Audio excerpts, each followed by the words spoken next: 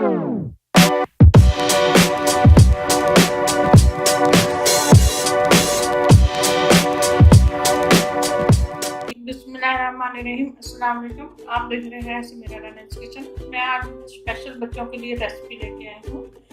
ये आज मैं आपको मकरूना बनाना सिखाऊंगी।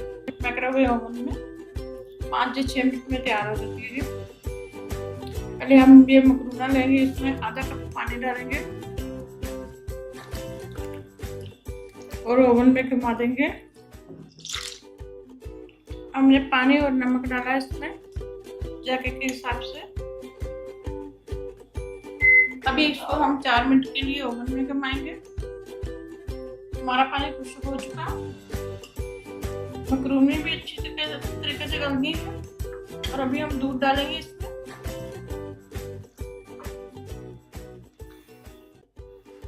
अभी इसमें हम चीज डालेंगे।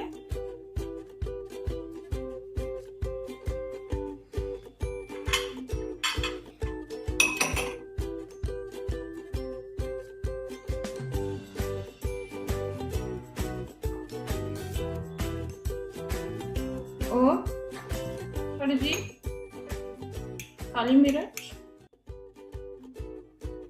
Black pepper. और फिर हम इसको ओवन में घुमाएंगे।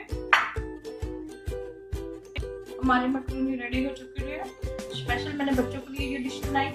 अपने बच्चों को बना के खिलाना और बताना कैसी लगी आपको रेसिपी।